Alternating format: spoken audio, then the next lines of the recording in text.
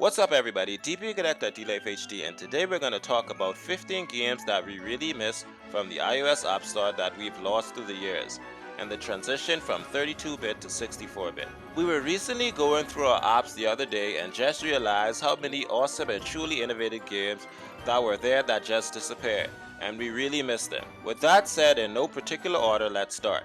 First we have Sonic and the All-Stars Racing Transform. By far this is the best kart racer on iOS back in the day that would still be the best today. This game was awesome. It had great graphics and you could transform from car to boat and even in airplanes on various levels. This game was dope, definitely better than anything out there right now. Second we have Horn. Really great and different RPG with good voice acting, great story, and really good graphics for that time. This game is still available on Android for those of you who have one of those devices, but please bring it back to iOS.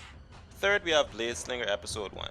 This was really an interesting game. It's kind of like Red Dead Redemption with zombies, and it's a really cool game on iOS that we really could use today. Hopefully it gets another season soon. They must have not sold very many copies because they stopped at episode 1 when they were expecting to release more episodes. Fourth we have Dark Knight Rises, the only Batman game on iOS that wasn't LEGO related. This game was really cool and was created by Gameloft.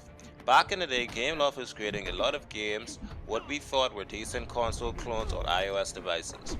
This was one of those that should be brought back, but without the free-to-play nonsense of course. Fifth we have Lara Croft and the Guardian of Light. This was a great top-down twin-stick shooter starring Lara Croft. It was on PC, PS3, and other consoles as well.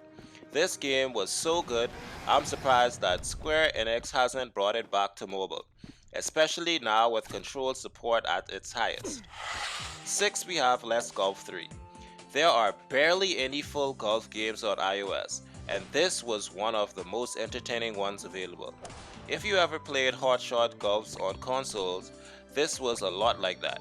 It's arcade golf at its finest, and Gameloft needs to bring this one back ASAP. Seventh we have Alice in Wonderland. This was a really cool platformer and really different in the time. Sure, it looks a lot like Trine in the aspect that you change into different characters to solve different puzzles, but the time control aspect of it is also pretty cool. Eighth we have Command and Conquer. If you love the RTS genre, this was such an awesome game back in the day. Several years back it was on iPad and iPhone, and honestly was really cool to have a full-blown version of a popular RTS running on something as a touchscreen mobile device. Something like a RTS with touchscreen controls works really well. The recent free-to-play version was okay, but there's nothing like the real thing. Bring this one back. Ninth we have Dropship. This was a really cool game. It was kind of like a twin-stick shooter without the shooting. Instead of the shooting, you're traversing through a ton of levels with neon lights, simple line art, saving humans and picking up points. It was a really cool game by NG Moko. That is very missed. 10th we have Resident Evil 4. Definitely not one of the best Resident Evils, but just the fact that it was on mobile was quite a feat and was a welcome addition. Imagine having a remastered game of Resident Evil 4 coming to the mobile nowadays with the gamepad compatibility. How awesome would that be? 11th we have Star Defense, another great game by NG Moko that was lost in the app apocalypse. This one is a 3D cube based tower defense game.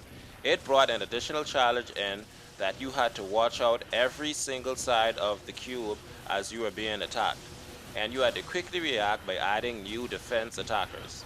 Great game. 12th we have Rolando 2. Yes, Rolando 1 recently came out with a remaster, and that was honestly one of the best mobile games of the year 2019.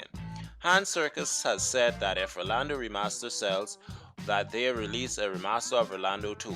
We're just keeping them at their word at this moment. Imagine if Rolando 2 releases on Apple Arcade. That would be genius.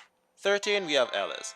Ellis was a really different, made for touchscreen puzzle game that was really popular when it came out, and it looks really pretty with its flat, simple color objects. The objective of the game was that you had to use 2 fingers and the game would drop different colors that you had to pick up with the 2 circles under your fingers. Every time you collected the circles, the one under your fingers would grow until it bloomed. Each bloom counted as a point. Each level had a certain amount of blooms that you had to get. It was super fun. 14, we have Metal Gear Solid Touch, one of the first games that came out on iOS. This was basically an on-rails gallery shooter, but the artwork and how it was played was really fun, and it looked really cool. It played kinda like Time Crisis and made sense for the touchscreen devices. Bring this one back just so we can keep mobile gaming history alive.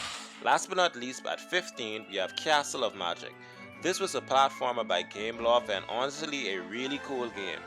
It was super colorful and reminded us a lot of Mario with its platforming and power-ups. It had cool stages with different enemies and environments and great boss levels. This was probably one of Gameloft's best releases and would still be one of the best platformers on mobile if it got a release today. Alright guys, thanks for watching. Let us know what classic mobile game you missed the most in the comments below.